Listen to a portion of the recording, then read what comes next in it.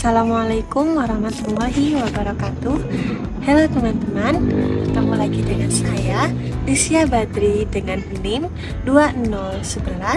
201104040020 dari Program Studi Sejarah Peradaban Islam Fakultas Usuluddin Adab dan Humaniora Universitas Islam Negeri Kiai Haji Ahmad Siddiq Jember.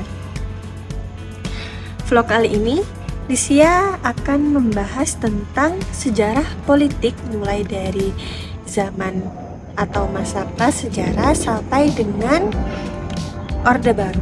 Akan tetapi, Lisya akan berfokus pada sejarah politik di masa kerajaan Islam saja. Tanpa basa-basi lagi, yuk kita simak bareng-bareng. Sebelum masuk dalam kategori politik masa kerajaan Islam, kita pahami dulu apa itu ilmu politik secara umum dan pendapat ilmuwan lainnya. Kata politik berasal dari bahasa Yunani, yaitu polis, yang berarti kota yang berstatus negara. Menurut Miriam Budiarjo, politik merupakan bermacam-macam kegiatan dalam suatu sistem politik yang menyangkut proses menentukan tujuan dari sistem dan melaksanakan tujuan-tujuan tersebut.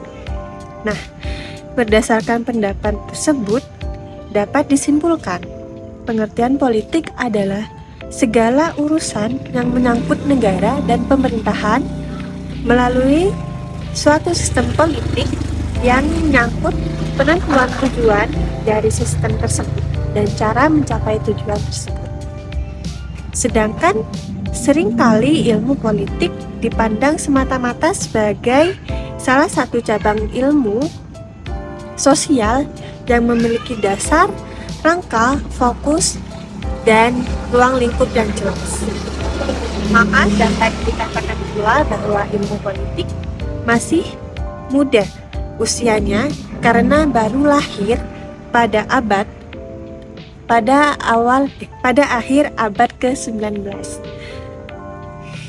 Oke, kita kembali kepada topik utama, yaitu sejarah politik pada kerajaan Islam. Tepatnya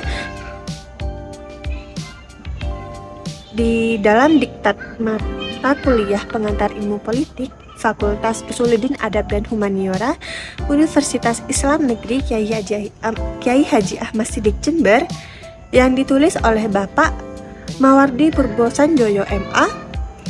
Politik pada masa kerajaan Islam ada 3 kerajaan, yaitu Kerajaan Samudra Pasai, Kerajaan Demak, dan Kerajaan Mataram kuno. Ketiga kerajaan ini basis perekonomiannya adalah perdagangan.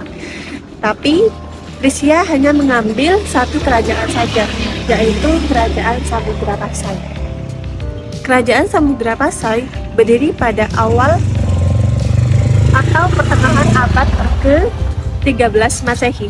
Kerajaan ini terletak di pesisir timur Laut Aceh. Dalam kehidupan perekonomiannya, kerajaan maritim ini tidak mempunyai basis agraris. Basis perekonomiannya adalah perdagangan dan pelayaran.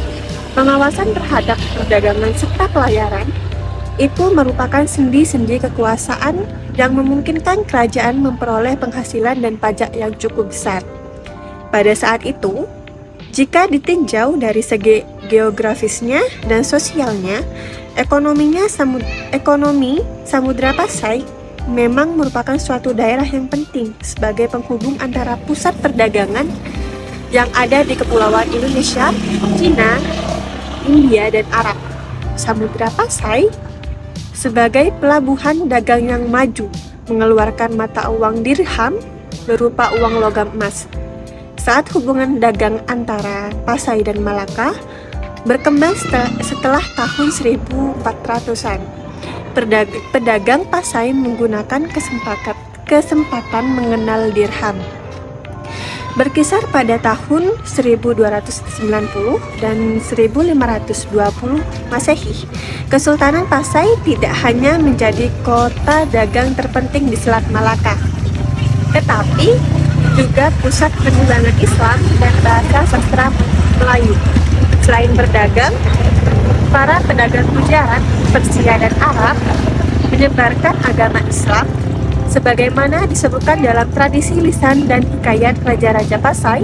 Raja pertama Kerajaan Samudra Pasai sekaligus raja pertama yang memeluk Islam adalah Malik al-Saleh, yang sekaligus juga merupakan pendiri kerajaan tersebut. Hal itu dapat diketahui melalui tradisi hikayat Raja Pasai, hikayat Melayu, dan juga hasil penelitian atas beberapa sumber yang dilakukan para sarjana barat terutama Belanda. Ya, mungkin hanya ini yang bisa Lisya sampaikan, paparkan tentang mengenai sejarah politik di masa kerajaan Islam, khususnya kerajaan Samudra Pasai. Jika banyak kata dan penjelasan yang salah, Lisya mohon maaf. Wassalamualaikum warahmatullahi wabarakatuh.